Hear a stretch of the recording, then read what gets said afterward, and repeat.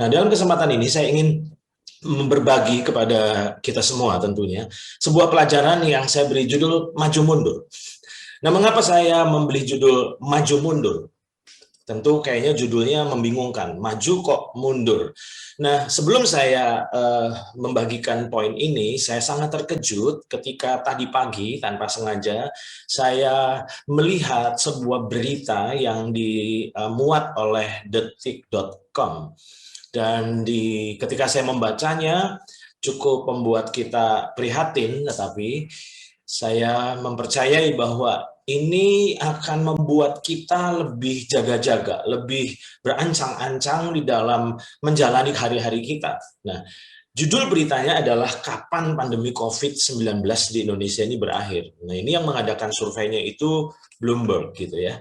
Dan dari prosentase jumlah penduduk dan juga vaksin yang dilakukan, maka ternyata Indonesia itu diprediksikan baru bisa mengatasi pandemi COVID-19 ini, prediksinya ternyata 10 tahun. Bayangin, ketika melihat kenyataan 10 tahun ini cukup membuat kita kecut hati, karena tanpa sadar sudah hampir 1 tahun kita ini menjalani COVID, dan 1 tahun aja udah bikin kita capek, 1 tahun saja sudah membuat kita sebenarnya tawar hati. Lalu ketika saya membaca berita ini, saya berpikir, waduh, 10 tahun, bagaimana dengan kondisi kita? Nah, tentu ini merupakan prediksi. Tetapi prediksi ini minimal menjadi sebuah gambaran buat kita bahwa hari-hari ke depan kita adalah hari-hari yang sebenarnya adalah hari-hari yang dipenuhi dengan ketidakpastian. Nah, itu sebabnya tujuan saya melepaskan ini adalah bagaimana kita membangun kehidupan kita supaya semua keadaan yang di luar kita itu tidak menggoncangkan kita, tapi justru bukan menjadi batu sandungan, tetapi kita manfaatkan itu sebagai batu loncatan bagi kita. Batu loncatan untuk apa? Untuk kita lebih mengenal Tuhan, lebih mengalami Tuhan, dan saya meyakini bahwa pandemi ini harusnya berjasa bagi kita untuk membuat kita benar-benar makin makin mengenal Tuhan secara pribadi, bukan lagi dari kata orang. Nah, sekarang mengapa saya memilih judul Maju Mundur?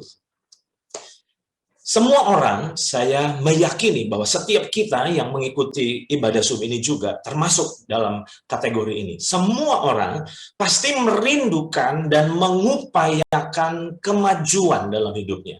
Kemajuan yang dimaksud tentu kemajuan dalam bisnis, kemajuan dalam karakter, kemajuan dalam seluruh area kehidupan. Itu adalah kerinduan, itu adalah bukan hanya sebatas kerinduan, tapi kita mengupayakannya, memperjuangkannya supaya kita terus mengalami kemajuan. Nah, makanya saya tulis di sini bahwa semua orang sebenarnya merindukan dan mengupayakan kemajuan dan menghindari terjadinya kemunduran. Kita panik di saat hidup kita mulai mengalami kemunduran, di saat bisnis kita mengalami kemunduran akibat pandemi ini. Kita panik, gereja mulai panik ketika akhirnya kita udah nggak bisa lagi melakukan ibadah-ibadah model lama kita. Kita jadi panik, karena apa? Sepertinya kok bukan mengalami kemajuan, tapi sepertinya kita mengalami kemunduran. Nah, sekarang, banyak orang percaya sedang kebingungan karena Tuhan sepertinya tidak membuat mereka mengalami kemajuan. Padahal tujuan kita mengikuti Tuhan supaya kita mengalami kemajuan. Jadi jujur aja, kalau kita bertanya sebenarnya apa sih harapan kita ikut Tuhan? Sebenarnya harapan kita ikut Tuhan salah satunya adalah supaya kita mengalami kemajuan dalam kehidupan. Dan kita mulai bingung karena ternyata loh kok bukannya maju tapi malah mundur. Nah, ketika saya menyusun materi ini, Tuhan ingatkan ayat ini. Di dalam Yesaya pasal 55 ayat 8 sampai yang ke-9, sebenarnya Tuhan itu udah memberikan penjelasan kepada kita supaya kita nggak bingung. Nah, Yesaya pasal 55 ayat yang ke-8 sampai ayat yang ke-9, firman Tuhan berkata, sebab rancanganku bukanlah rancanganmu. Jadi rancangan Tuhan itu bukan rancangan kita. Dan jalanmu, jalannya kita, bukanlah jalanku, kata Tuhan. Demikianlah firman Tuhan. Tuhan. Seperti tingginya langit dari bumi, demikianlah tingginya jalanku dari jalanmu, dan rancanganku dari rancanganmu. Jadi setelah saya merenungkan ayat ini saja, sebenarnya kita harus mulai menyadari bahwa jalan Tuhan sama jalan kita itu beda. Pikiran Tuhan dan pikiran kita itu beda. Makanya kalau kita tetap mempertahankan pikiran kita, maka pastilah kita jadi kecewa. Pasti kita bentur tembok. Karena apa? Karena kita tetap mempertahankan pikiran kita pertahankan perspektif kita pertahankan idealisme kita pertahankan harapan-harapan kita. Padahal sebenarnya kita perlu adjust, kita perlu menyesuaikan diri dengan pikiran Tuhan, kita perlu menyesuaikan diri dengan jalan Tuhan. Nah, sekarang ketika saya ingat ayat ini, saya jadi diingatkan lagi ayat yang lain. Karena dalam Lukas pasal 9 ayat yang ke-23 ini adalah apa yang Tuhan Yesus katakan. Katanya kepada mereka semua. Siapa mereka semua di sini? Mereka semua adalah orang-orang yang sedang mengikuti Yesus. Orang-orang yang sedang berjalan dengan Yesus. Nah, dia katakan bahwa setiap orang yang mau mengikut aku, atau setiap orang yang mau berjalan bersama dengan aku, Alkitab katakan ia harus menyangkal dirinya, memikul salibnya setiap hari, bukan setiap minggu. Setiap hari dan mengikut aku. Jadi ketika saya renungkan ayat ini, sebenarnya dari ayat ini kita bisa menyimpulkan bahwa Tuhan Yesus itu pribadi yang super jujur. Nah, kenapa saya katakan dari ayat ini kita bisa tahu bahwa Tuhan Yesus itu pribadi yang super jujur? Karena Tuhan itu nggak ngiming-ngiming kita loh. Waktu kita berniat ikut dia, Tuhan di depan dia sudah ngomong begini, beneran mau ikut aku? Kalau mau ikut aku, jalannya nggak enak loh. Jalannya nggak enak.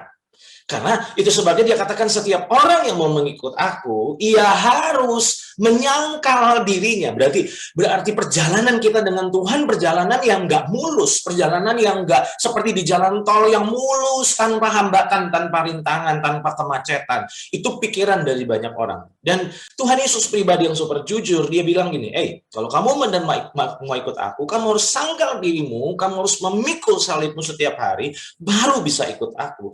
Berarti sebenarnya Tuhan sudah memberikan kalimat di muka, dia memberikan sebuah realita buat kita bahwa berjalan bersama dengan Tuhan, ikut Tuhan itu sungguh tidak mudah. Nah, tadi saya katakan banyak orang lagi ngalami kepanikan, kebingungan, karena kok bukan ngalami kemajuan, tapi kok ngalami kemunduran. Nah, ketidakmengertian terhadap jalan dan cara Tuhan, saya ulang ya, ketidakmengertian kita terhadap jalan dan cara Tuhan dapat berujung pada kekecewaan terhadap Tuhan. Tidak sedikit di meja-meja konseling ketika saya melayani orang-orang yang Tuhan izinkan bertemu dengan saya, mereka mengalami kekecewaan terhadap Tuhan. Karena mereka berkata, justru hidup saya jadi makin susah, makin berat. Padahal saya rajin berdoa, padahal saya rajin ibadah. Tapi kok kenapa hidup jadi tambah susah?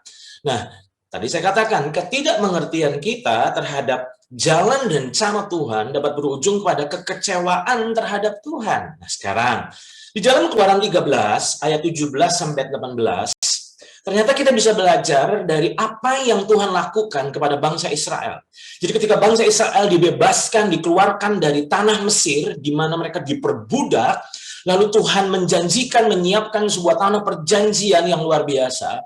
Apa yang terjadi? Tuhan melepaskan mereka, Tuhan memimpin mereka. Nah, dalam Keluaran 13, ayat 17-18, firman Tuhan berkata, setelah Fir'aun membiarkan bangsa itu pergi, Allah tidak menuntun mereka melalui jalan ke negeri orang Filistin. Jadi ada jalan yang umum. Tapi Tuhan nggak pilih jalan yang umum itu. Walaupun jalan itu jalan yang paling dekat. Sebab firman Allah, jangan-jangan bangsa itu menyesal apabila mereka menghadapi peperangan sehingga mereka kembali ke Mesir. Ayat 18, tetapi Allah menuntun bangsa itu berputar. Loh, kok berputar? Nggak langsung, tapi berputar. Melalui jalan di padang gurun menuju ke Laut Teberal, dengan siap sedia berperang, berjalanlah orang Israel dari tanah Mesir. Tadi saya katakan, banyak orang mengharapkan kemajuan setelah ikut Tuhan, justru sepertinya mengalami kemunduran. Kita bingung. Akhirnya, tanpa sadar kita mulai ragu, ini kira-kira benar nggak sih? Nah, sekarang kita belajar dari perjalanan bangsa Israel. Karena firman Tuhan katakan bahwa semua itu ditulis sebagai sebuah peringatan, pembelajaran bagi kita semua.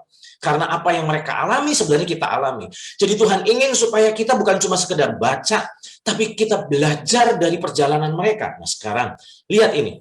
Sebelum ternyata Tuhan membawa mereka ke Kanaan, bangsa Israel itu sepertinya ditarik mundur. Nah ini, jangan panik kalau kita lagi ngalami kemunduran. Karena jalan Tuhan itu nggak langsung. Dia justru sebelum kita dibawa maju, kita dibawa mundur ternyata. Sebelum dibawa ke Kanaan, ternyata bangsa Israel itu seperti ditarik mundur. Ingat ya, ditarik mundur. Bukankah padang gurun itu lebih buruk dari Mesir? Coba renungkan dulu. Jadi kalau saudara jadi bangsa Israel pada saat itu, betapa membingungkannya Tuhan. Kenapa saya katakan betapa membingungkannya Tuhan? Bayangin jadi mereka. Mereka itu dijanjiin bakal dibawa ke tanah perjanjian. Tanah yang penuh susu madu katanya. Tapi ternyata waktu mereka keluar dari Mesir, bukannya ketemu tanah susu madu, tapi downgrade. Justru keadaan mereka di padang gurun itu jauh lebih buruk dari Mesir. Bisa bayangkan, makanya nggak heran mereka bersungut-sungut, makanya nggak heran mereka berontak. Bukankah itu juga yang terjadi dalam hidup kita? Bahwa Tuhan janjiin banyak hal yang baik dalam hidup kita, tapi kok kenyataannya kok justru banyak yang buruk terjadi dalam hidup kita. Kita jadi tergoda untuk kecewa, tergoda untuk bersungut-sungut. Nah, coba belajar sebentar dari dua ayat ini. Keluaran 17 ayat 2 sampai ayat yang ketiga, coba perhatikan ayat ini. Keluaran 17 ayat 2 sampai ayat 3. Jadi mulailah mereka itu bertengkar dengan Musa. Kata mereka, berikanlah air kepada kami supaya kami dapat minum. Tetapi Musa berkata kepada mereka, mengapakah kamu bertengkar dengan aku? Mengapakah kamu mencobai Tuhan? Ayat 3. Hauslah bangsa itu akan air di sana. Bersungut-sungutlah bangsa itu kepada Musa dan berkata, mengapa pula engkau memimpin kami keluar dari Mesir untuk membunuh kami, anak-anak kami dan ternak kami dengan kehausan? Jadi saudara bisa bayangkan ya, ternyata kondisi Mesir itu jauh lebih baik dibanding padang gurun loh. Oke, di Mesir mereka diperbudak, tapi mereka nggak pernah kesulitan air. Kapan aja mereka bisa dapat air. Tapi di padang gurun mereka kesulitan air. Jadi nggak heran mereka akhirnya jadi berontak karena mereka bilang gini, mana yang katanya tanah susu madu? Kok kenyataannya gini kok? Nah, itulah yang terjadi. Nah, Bilangan pasal 11 ayat 5 sampai 6, firman Tuhan berkata kembali, ini bangsa Israel. Kita teringat kepada ikan yang kita makan di Mesir dengan tidak bayar apa-apa. Perhatikan ini. Kepada mentimun dan semangka, bawang prei, bawang merah, dan bawang putih. Tapi sekarang kita kurus kering. Tidak ada sesuatu apapun, kecuali mana ini saja yang kita lihat. Jadi inilah gambaran pengalaman mereka, di mana mereka ini bingung. Mereka bingung, nah karena mereka nggak belajar kenal Tuhan, mereka nggak belajar mengenal jalan Tuhan, makanya mereka berontak, mereka bersungut-sungut. Nah sekarang, lihat ini. Pernahkah kita menyadari bahwa mengapa saat kita serius ikut Tuhan, sepertinya hidup kita justru mengalami downgrade? Saya nggak tahu, kalau saudara mungkin upgrade terus ya. Kalau saya berjumpa dengan banyak orang, ada orang-orang yang makin serius sama Tuhan, kok justru downgrade ya? Usahanya goncang, usahanya digoncang, yang tadinya nyaman-nyaman, tapi sekarang jadi goncang. Dan di situ akhirnya banyak orang jadi panik. Nah, makanya pernahkah kita menyadari bahwa mengapa saat kita serius ikut Tuhan, sepertinya hidup kita justru mengalami downgrade? Jangan-jangan saudara sedang mengalami kalimat yang saya lepaskan ini. Nah, mengapa saya memberi judul maju mundur? Karena ternyata, perhatikan ini, gambar ini saya berharap bicara banyak buat kita. Cara Tuhan membawa kita maju, ternyata dengan membawa kita terlebih dahulu mundur. Tentu kalau saudara lihat panahan, maka saudara ngerti banget prinsip ini. Sebelum sebuah anak panah itu bisa melesat jauh, maka anak panah itu harus ditarik mundur. Jadi saya berharap pelajaran ini menolong kita dari kekecewaan, dari persungutan, dari pemberontakan kita terhadap Tuhan, dari kecurigaan kita terhadap Tuhan, di mana kita bilang, kok justru makin hari kok makin susah ya. Perhatikan ini. Karena ternyata cara Tuhan membawa kita maju, ternyata dengan membawa kita terlebih dahulu mundur. Lihat ini.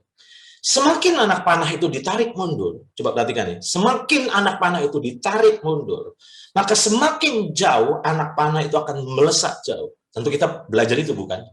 Bahwa begitu ditariknya sedikit, maka majunya juga sedikit.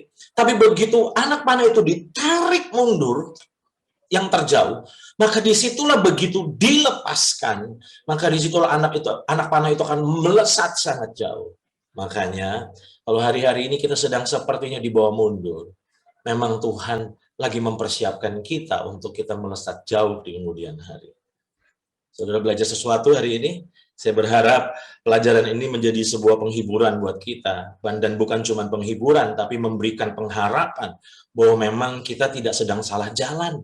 Kita tidak sedang salah track, tapi memang itulah jalan Tuhan. Nah, kita akan belajar dari dua tokoh dengan cepat saja, dengan tiga tokoh ini ternyata mengalami hal yang sama. Yang pertama, kita belajar dari Daud. Dalam 1 Samuel pasal 16 ayat 12 sampai 13, tentu kita sangat familiar dengan kisah ini bahwa Samuel mendatangi Isai dan memberitahu bahwa salah satu anaknya akan dilantik oleh Tuhan untuk menjadi raja pengganti Saul. Dan ternyata itu jatuh pada anak bungsunya, yaitu Daud. Coba saudara bisa bayangin kalau saudara jadi Daud saat itu seperti ngalami durian runtuh. Kenapa? Dia nggak pernah ngimpi. Dia nggak pernah mikir bahwa bakal jadi orang besar. Dia cuma hanya mengembalakan. Dia disepelekan sama keluarganya. Dia benar-benar dianggap enteng. Dia benar-benar seperti orang buangan. Nggak pernah diperlakukan dengan istimewa. Bisa bayangkan, saudara, bahwa dia sebenarnya dilecehkan, disepelekan oleh orang tuanya, oleh keluarganya. Terbukti ketika Samuel datang, sementara saudara-saudaranya diajak untuk makan bersama Samuel, dia dilupakan begitu saja. Kalau Samuel tidak bertanya kepada Isai, apakah anakmu itu cuma ini aja? Isai itu nggak nyadar bahwa dia masih punya satu anak namanya Daud. Jadi saudara bisa bayangkan bahwa saat itu waktu Daud benar-benar terpilih untuk menjadi raja dan diurapi oleh Samuel. Betapa dia mengalami sukacita yang luar biasa. Dia benar-benar sangat kaget, dan kagetnya itu kaget yang menyenangkan, bukan kaget yang tidak menyenangkan. Kaget yang menyenangkan karena ternyata Tuhan memilih dia untuk menjadi raja. Oke. Nah, sekarang kita akan lihat dengan cepat perjalanan hidup Daud. Jika tadi di dalam 1 Samuel pasal 16 ayat 12 sampai 13 bahwa Daud diurapi oleh Samuel, di dalam 1 Samuel pasal 16 ayat 18 sampai 19-nya, lalu jawab salah seorang hamba itu, katanya, sesungguhnya aku telah melihat salah seorang anak laki-laki Isai, orang Bethlehem itu yang pandai main kecapi. Ia seorang pahlawan yang gagah perkasa, seorang prajurit yang pandai bicara, elok perawakannya, dan Tuhan menyertai dia. Kemudian Saul mengirim suruhan kepada Isai dengan pesan, perhatikan ini, suruhlah kepadaku anakmu Daud yang ada pada kambing domba itu. Demikianlah Daud sampai kepada Saul dan menjadi pelayannya. Nah, perhatikan kalimat ini. Saul sangat mengasihi Daud dan ia menjadi pembawa senjatanya. Berarti ini jadi orang kepercayaan Saul. Sebab itu Saul menyuruh orang kepada Isai mengatakan, biarkanlah Daud tetap menjadi pelayanku sebab aku suka kepadanya. Jadi saudara bisa bayangin, kalau saudara jadi Daud saat itu, saudara kira-kira gimana perasaannya? Perasaannya pasti sudah bilang gini, waduh, memang rencana Tuhan itu luar biasa. Ini makin dekat dengan penggenapan rencana Tuhan rupanya. Wow, Saul kok senang banget sama saya. Saul percaya banget sama saya. Wah, sebentar lagi saya akan dipilih, diangkat untuk menjadi penggantinya. Itu adalah pikiran Daud.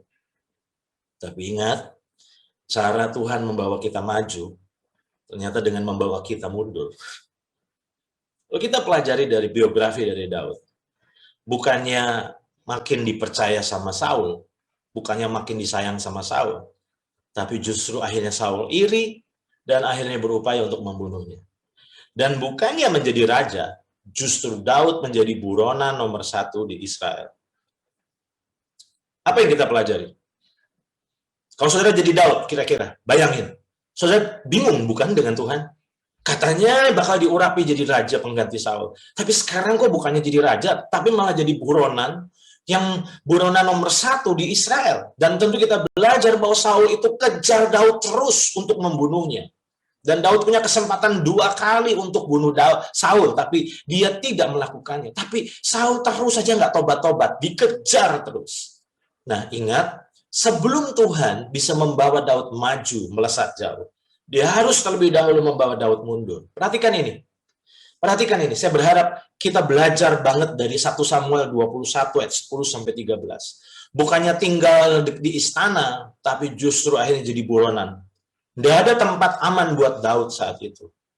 Kemudian bersiaplah Daud dan larilah ia pada hari itu juga dari Saul. Sampailah ia kepada Akhis, raja kota Gad. Kota Gad itu adalah kota orang Filistin. Jadi saudara bisa bayangin ya, Daud itu sembunyi dimanapun, selama di area Israel, selalu aja ketemu sama Saul. Karena orang-orang Israel pada saat itu nggak berani menyembunyikan Daud. Karena ini bicara pertaruhan nyawa. Jadi nggak ada yang berani sembunyikan Daud. Jadi setiap kali dia sembunyi, ketahuan, dikejar lagi. Nah, bayangin, coba kita bayangin, lalu akhirnya Daud bilang gini, kalau saya tetap di Israel, pasti kena di satu saat. Jadi akhirnya dia pikir gini, nyebrang aja deh ke musuh. Kalau nyebrang ke musuh, kan pasti Saul nggak mungkin berani ngejar dong. Nah, coba saudara perhatikan, akhirnya dia putuskan untuk menyeberang ke tanah orang Filistin. Pegawai-pegawai Akhis berkata kepada tuannya, bukankah ini Daud, raja negeri itu? Bukankah tentang dia orang-orang menyanyi berbalas-balasan sambil menari-nari demikian? Saul mengalahkan beribu-ribu musuh, tetapi Daud berlaksa-laksa. Coba saudara bayangin, dikenali loh sama mereka. Waktu dikenali sama mereka, Daud ketakutan. Perhatikan ini. Daud memperhatikan perkataan itu, dan dia menjadi takut sekali kepada Akhis, raja kota Gad itu. Apa yang terjadi? Bayangin, seorang yang giant killer, seorang pembunuh raksasa, seorang pahlawan nomor 1 Israel. Kok bisa jadi pengecut seperti ini loh, saudara? Perhatikan ini. Dia sangat takut. Dia nggak percaya Tuhan lagi loh. Kepercayaan sama Tuhannya goyang loh saat itu. Goyang. Kalau dia tetap percaya sama Tuhan, dia nggak mungkin lakukan ini. Tapi di titik ini dia mengalami titik nadir dalam hidupnya. Sebab itu, ia berlaku seperti orang yang sakit ingatan di depan mata mereka dan berbuat pura-pura gila di dekat mereka. Ia menggores-gores pintu gerbang dan membiarkan ludahnya meleleh ke janggutnya. Coba saudara bayangin, kalau saudara lihat situasinya, gimana saudara nggak miris hatimu? Saudara nggak prihatin ngelihat kondisi dari Daud. Saya yakin beberapa di antara saudara mungkin sedang mengalami pengalaman seperti ini. Lewat pandemi ini sepertinya kita dibawa sampai ke titik nadir kita.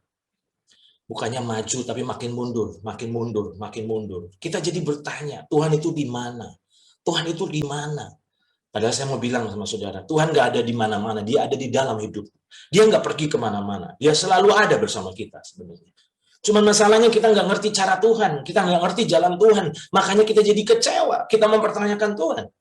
Nah, perhatikan, bayangkan, Daud ditarik mundur oleh Tuhan. Mundurnya itu jauh sekali. Dari pahlawan yang disegani, ditakuti, menjadi orang yang pura-pura gila. Bayangin, itu tindakan yang sangat memalukan.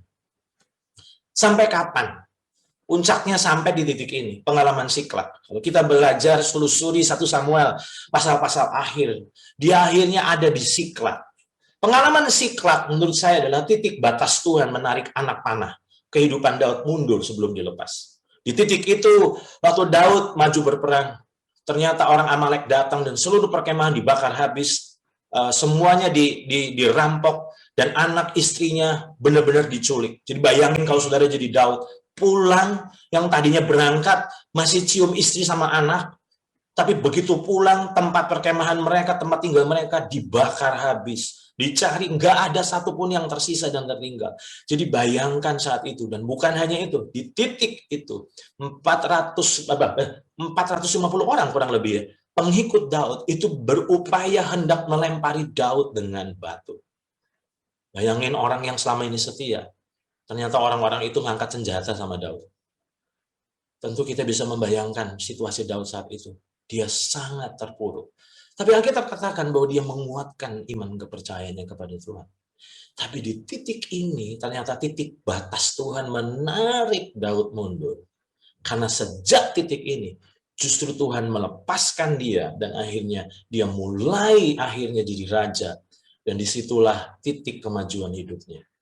Jadi kalau hari-hari ini sepertinya kita bilang ini mau sampai kapan ya Tuhan itu membawa saya mundur? Percayalah dia tahu persis batasnya kita. Saudara nggak perlu ajari Tuhan batasnya Tuhan. Dia tahu persis batasannya kita. Jadi kembali ketika kita belajar dari kehidupan Daud, sebelum Tuhan bisa melepaskan dia jauh, Tuhan harus menarik dia mundur. Nah, sekarang kita akan belajar dari tokoh yang kedua. Siapakah dia? Yusuf. Masih ingat kisah Yusuf? Tentu kita belajar banyak, kita sangat familiar dengan tokoh ini, karena kita sering menjadikannya sebagai pembelajaran kita. Bahwa Yusuf dapat mimpi, bahwa dia bakal jadi orang besar. Gitu. Tetapi apa yang terjadi? Bukannya jadi orang besar, tapi akhirnya bukannya menjadi pemimpin, tapi Yusuf menjadi budak, dibawa mundur. Dan ternyata nggak cukup sampai jadi budak, tapi akhirnya budak itu masih lumayan, saudara. Tapi tetap Tuhan membawa dia tarik mundur, sampai dia jadi narapidana. Bisa bayangin. Di titik narapidana itulah dan 2 tahun dilupakan. Begitu genap 2 tahun itulah. Di situ tangan Tuhan yang menarik Yusuf mundur. Tangan Tuhan itu melepaskannya. Dan disitulah akhirnya Yusuf melenting jauh dari penjara sampai ke istana. Akan datang waktunya. Tuhan berhenti membawa engkau mundur. Dan tangannya melepaskan dirimu. Dan engkau mulai melesat jauh. Doa saya, sebelum waktu itu terjadi, jangan pernah tawar hati. Jangan kehilangan iman. Karena percayalah, Tuhan sedang tahu apa yang sedang dikerjakannya dalam hidup kita. Kita memang nggak tahu, tapi Tuhan tahu persis apa yang sedang dikerjakannya. Itu tokoh yang kedua. Yang pertama tadi Daud, yang kedua adalah Yusuf. Yang ketiga, siapakah tokoh yang kita bisa pelajari? Bahwa ternyata sebelum Tuhan membawanya maju, Tuhan harus membawanya mundur. Siapakah dia? Sosok sempurna. Sosok teladan kita siapakah? Yesus Kristus. Apa yang kita pelajari? Filipi pasal 2 ayat 8-11. Bukankah kita ingin seperti Yesus? Berarti kalau kita ingin seperti Yesus, kita harus mengalami pengalaman-pengalaman seperti Yesus. Apakah itu? Filipi pasal 2 ayat 8-11, firman Tuhan berkata, dan dalam keadaannya sebagai manusia, Yesus telah merendahkan dirinya dan taat sampai mati, bahkan sampai mati di kayu salib. Itulah sebabnya Allah sangat meninggikan dia dan mengaruniakan kepadanya nama di atas segala nama, supaya dalam nama Yesus bertekuk lutut segala yang ada di langit dan yang ada di atas bumi dan yang ada di bawah bumi. Dan segala lidah mengaku Yesus Kristus adalah Tuhan bagi kemuliaan Allah Bapa. Jadi saudara bisa bayangkan saat Yesus menjadi manusia, dia harus menjalani jalan ini. Sebelum maju harus mundur. Bayangkan, nggak cukup dari Tuhan jadi manusia. Itu aja udah downgrade. Tapi dia harus disalib, dia harus dipermalukan, dia harus ditelanjangi, dia harus dihujat, dia harus dipermalukan dengan amat hebat saat itu. Tapi ingat, titik batas manusia Yesus ditarik. Itu ada di kayu salib. Dan ketika tangan Bapa melepasnya, akhirnya Yesus melenting jauh sangat tinggi. Hari ini kita sangat ingin melenting jauh, tapi kita nggak rela ketika Tuhan bawa kita mundur. Timbul pertanyaan, mengapa sih kita ini harus ditarik mundur? Kenapa nggak langsung aja dilempar ke depan? Kenapa harus ditarik mundur? Tentu kalau saudara renungkan, pasti Roh Kudus akan mengajar kita berdasarkan angle kita masing-masing. Tapi dari pewahyuan yang saya tangkap, pertanyaan saya ketika saya bertanya pertanyaan ini, mengapa sih Tuhan? Engkau harus membawa kami mundur dulu sebelum Engkau melepaskan kami jauh maju ke depan. Minimal ada 2. Yang pertama, apakah itu? Mengapa harus ditarik mundur? Mengapa sebelum Tuhan melepaskan kita jauh ke depan, Dia harus membawa kita mundur ke belakang? Yang pertama, menurut saya itu adalah ujian dari ketulusan hati. Tadi Kak Oci sudah sempat singgung ini. Tapi dalam bahasa saya adalah ini. Tanpa sadar, kita ini sedang mencoba memperalat Tuhan sebagai kendaraan untuk kita dapat mencapai ambisi-ambisi kita. Kita pakai Tuhan. Untuk apa sih? Untuk membuat impian-impian kita, ambisi-ambisi kita tercapai. Kenapa kita berdoa? supaya Tuhan berkati kita jadi orang besar. Kenapa kita beriman? Kenapa kita terima Yesus? Supaya kita diangkat sangat tinggi sama Tuhan. Sampai kita bisa nyombongin diri sesombong-sombongnya. Tapi padahal ternyata Tuhan nggak melakukan hal itu. Makanya nggak heran kita kecewa berat sama Tuhan. Dan sebenarnya kenapa Tuhan membawa kita harus ditarik mundur dulu? Salah satunya menurut saya adalah ujian ketulusan hati. Ujian ketulusan hati. Coba perhatikan PowerPoint berikut ini. Sangat Tuhan sepertinya sudah tidak lagi menyenangkan atau menguntungkan kita lagi. Apakah kita akan tetap apakah kita akan tetap mengikutinya atau kita mulai akan mengutukinya? Saya ulang ya. Saat Tuhan sepertinya sudah tidak lagi menyenangkan atau menguntungkan kita lagi, apakah kita tetap akan mengikutinya atau kita akan mengutukinya? Itu beda tipis, mengikutinya atau mengutukinya. Karena ini terjadi dalam kehidupan istri Ayub. Di dalam Ayub pasal 2 ayat 9, maka berkatalah istrinya kepadanya, masihkah engkau bertekun dalam kesalehanmu? Kutukilah Allahmu dan matilah. Jadi istri Ayub ternyata ketika mengalami pengalaman ini, dia mulai kehilangan alasan dasar untuk tetap menyembah dan bertekun sama Tuhan. Sebabnya dia bilang ini, buat apa kalau diginiin?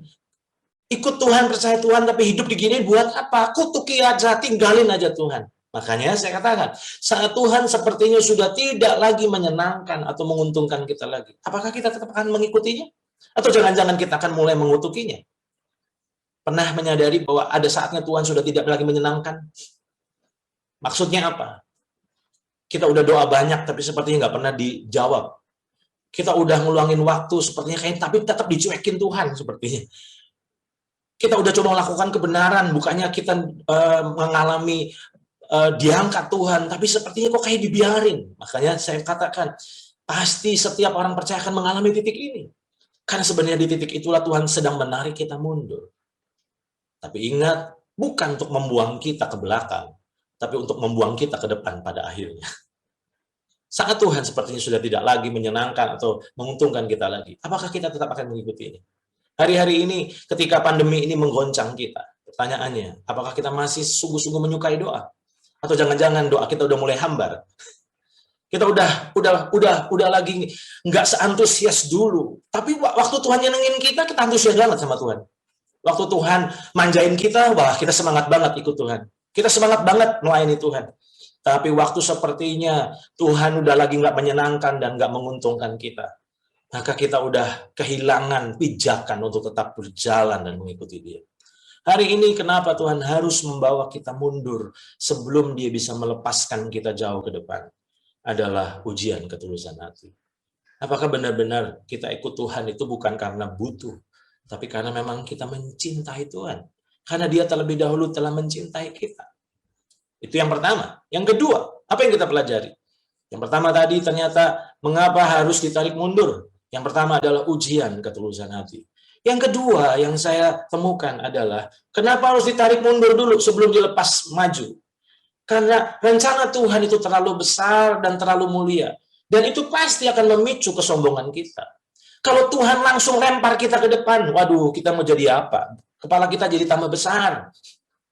Kita ngerasa hebat. Kita ngerasa paling. Tapi waktu Tuhan membawa kita mundur, pengalaman penginsyafan terjadi dalam hidup kita. Kita berupaya untuk bangkit, tapi bukannya bangkit, tapi malah tambah jatuh dan tambah terpuruk.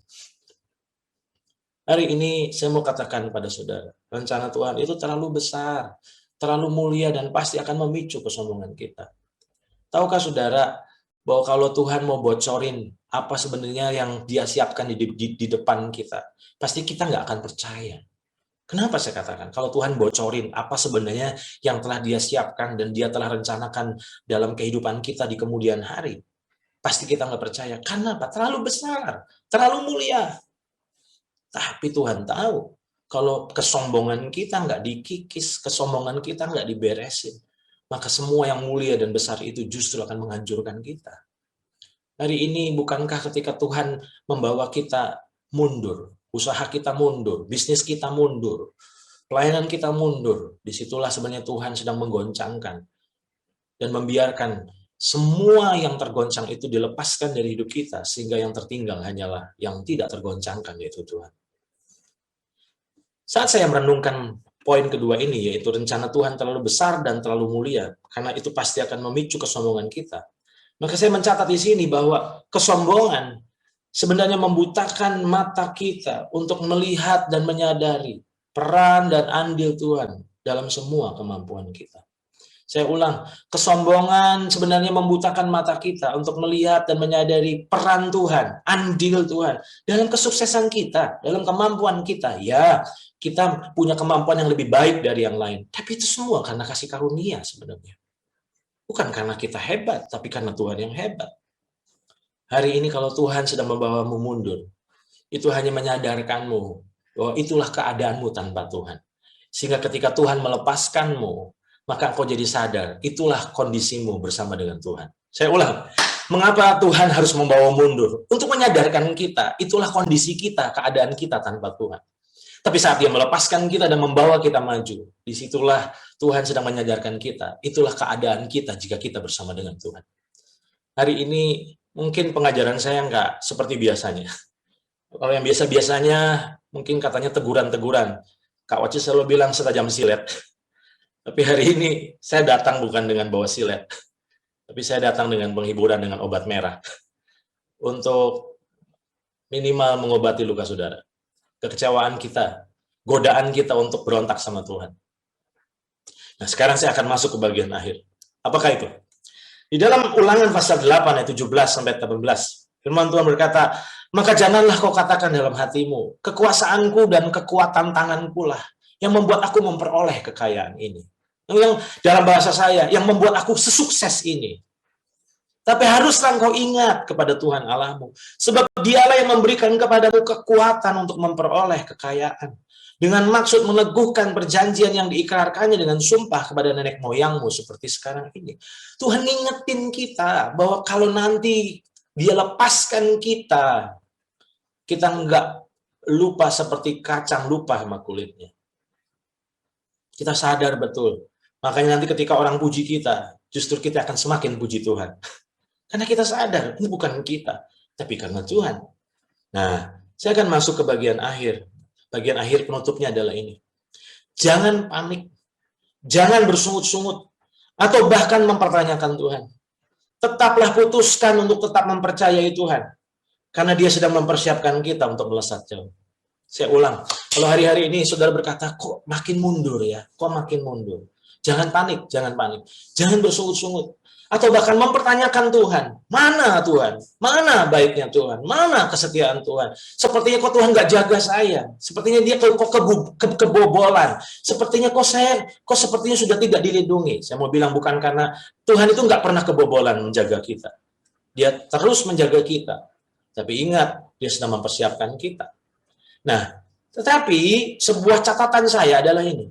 Jika kita sedang mengalami kemunduran, pastikan itu tidak terjadi karena kita melanggar prinsip-prinsip kebenaran. Ini catatan kaki saya.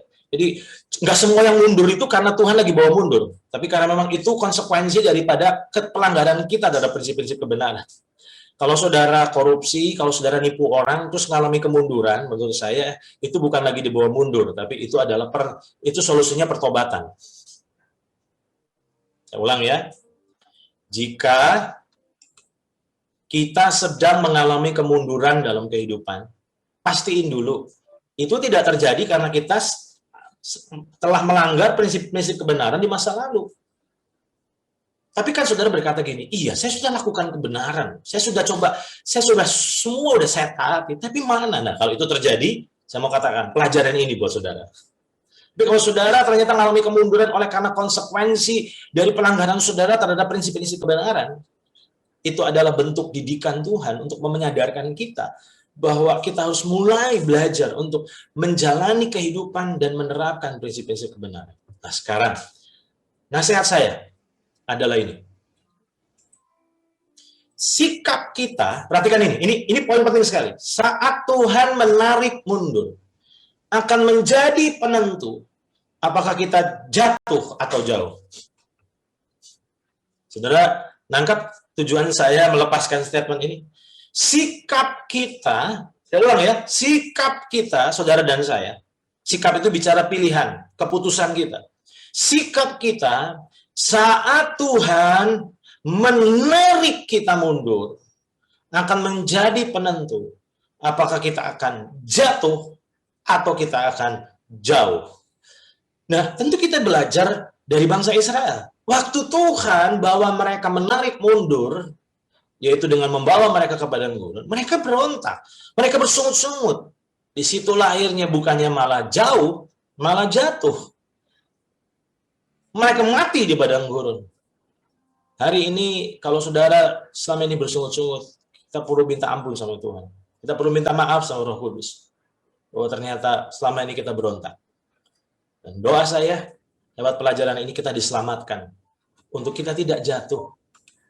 Karena Tuhan siap membawa kita jauh. Nah, saya tutup dengan ini. Nanti sebentar saya akan kembali serahkan ke Kak Oci. Saya tutup dengan ini.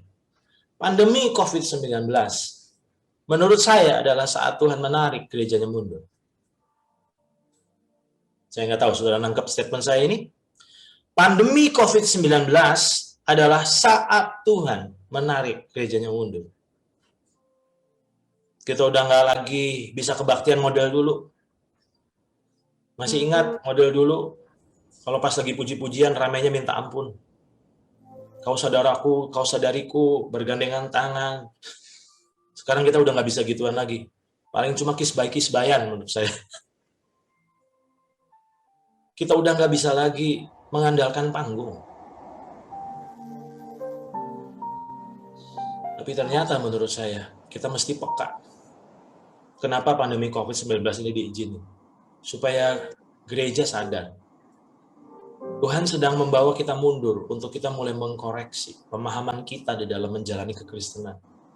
Kekristenan itu bukan bicara ritual hari Minggu, tapi berbicara tentang perjalanan kita bersama dengan Tuhan tiap hari. Terima kasih untuk ibadah megah, model dulu, di mana heboh, di mana luar biasa, lighting, benar-benar sangat gegap gempita. Tapi Tuhan ternyata lewat pandemi ini, Tuhan sedang menarik kita mundur.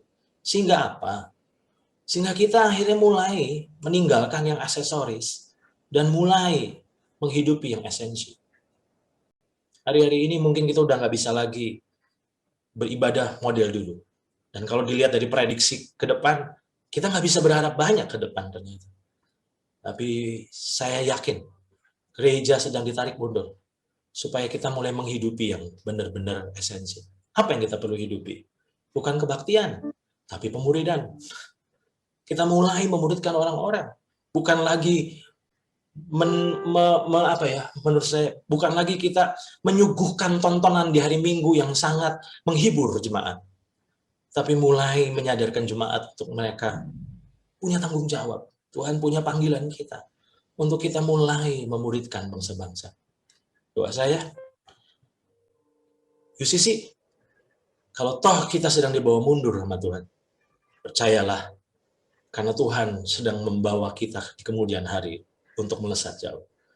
Ingat, sikap kita saat Tuhan menarik mundur akan menjadi penentu apakah kita jatuh atau jauh.